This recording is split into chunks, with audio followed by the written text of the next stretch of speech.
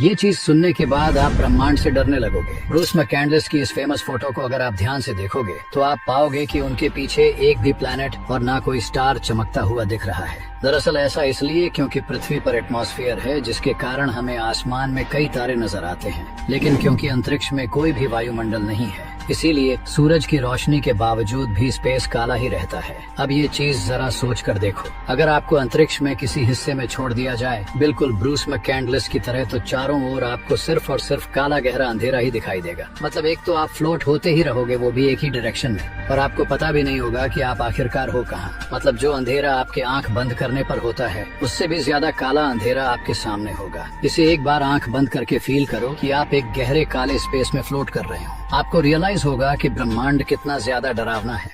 Norway दुनिया का सबसे आखिरी देश है और माना जाता है कि यहाँ पृथ्वी का अंत हो जाता है। यह देश नॉर्थ पोल के पास स्थित है। नॉर्थ पोल ही वो जगह है जहाँ पर पृथ्वी अपनी धुरी पर घूमती है। ये देश दुनिया के सबसे खूबसूरत देशों में से एक है, लेकिन आपको जानकर हैरानी होगी कि यहाँ मई से जुलाई के बीच करीब 76 दिनों तक सूरज सिर्फ 40 मिनट के लिए ही डूबता है। इस वजह से रात के 1:30 बजे ही सुबह हो जाती है। जहाँ दुनिया में गर्मी के दिनों में कुछ देशों में तापमान 50 डिग्री के करीब होता है, वहीं गर्मियों में यहाँ का तापमान 15 से 20 डिग्री तक रहता है। सर्दियों में यहाँ का तापमान -16 डिग्री तक चला जाता है। नॉर्थ पोल के करीब होने के कारण यहाँ अन्य देशों की तरह रोजाना रात या सुबह नहीं होती है, बल्कि यहाँ 6 महीने दिन और 6 महीने रात रहती है। सर्दियों के दिनों में यहाँ सूर्य के दर्शन तक नहीं होते, जबकि गर्मियों के दिनों में यहाँ कभी सूरज डूबता ही नहीं है। नॉर्वे में एक सड़क है जिसे दुनिया की आखिरी सड़क या last road of the world कहा जाता है। कहा जाता है कि इस सड़क के बाद सिर्फ समुद्र और ग्लेशियर ही दिखाई देते हैं। जब हमारे सोलर सिस्टम का आखिरी प्लैनेट यूरेनस हुआ करता था, तो उस समय एस्ट्रोनॉमर्स ने एक बहुत अजीब बात नोटिस की। उन्होंने देखा कि यूरेनस अपने ऑर्बिट में एक खास पॉइंट पर आकर अपने आप इधर उधर होने लगता। ये ग्रेविटेशनल लॉ पर सही तरह से नहीं चल रहा था। ग्रेविटेशनल लॉ जिसकी वजह से पूरे यूनिवर्स का सिस्टम चल रहा है, भला एक प्लैनेट उसके अगेंस्ट कैसे चल सकता है? पूरे 60 सालों तक दुनिया भर के एस्ट्रोनॉमर्स यूरेनस की इस हरकत को देख चिंतित थे। इनमें एक फ्रेंच एस्ट्रोनॉमर उर्बेन लेवेरिये भी थे।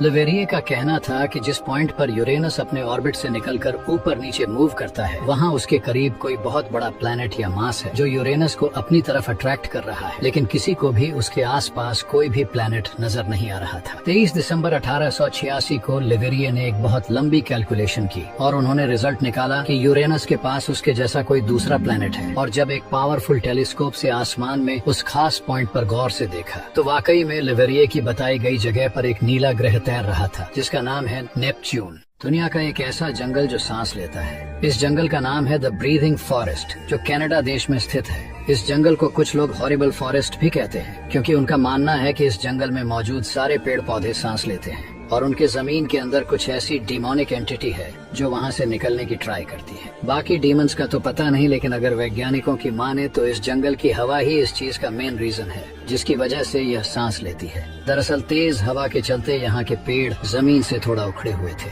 और बाद में जब भी हवा चलती है तो ये सारे पेड़ हवा के कारण उखड़ने की कोशिश करते हैं, और इसी कारणों की वजह से इसे द ब्रीथिंग फॉरेस्ट कहा जाता है। टाइटैनिक वो जहाज है जो 14 अप्रैल 1912 को एक आइसबर्ग से टकराने के बाद समुद्र में समा गया था। और आपको बता दें कि 1 सितंबर 1985 को टाइटैनिक का मलबा खोज लिया गया था, जो अटलांटिक ओशन में 13,000 फीट की गहराई में पाया गया। लेकिन सवाल ये आता है कि जब हम इतने साल पहले ही टाइटैनिक का मलबा खोज चुके हैं, तो आज तक इसे बाहर क्यों नहीं निकाला गया? दरअसल इसका कारण है समुद्र तल से 13,000 फीट नीचे पानी का दबाव, जो करीब 6,000 PSI होता है। जमीन पर रहते हुए हमारे ऊपर एटमॉस्फेयर से जितना प्रेशर लगता है, ये उससे 408 गुना ज्यादा है, और इतनी गहराई में पानी का टेम्परेचर 1 डिग्री सेल्सियस तक है। टाइटैनिक का मलबा पानी के अंदर स्टेबल नजर आता है, पर इतने एक्सट्रीम प्रेशर के कारण इसका स्टील अंदर से खोखला और कमजोर हो चुका है। ऐसे में इतने भारी जहाज को समुद्र से बाहर निकाल पाना नामुमकिन है, और यह इतना कमजोर हो चुका है कि अगर इसे कोई जोर से हिलाता है तो सारा मलबा राख का ढेर बन जाएगा।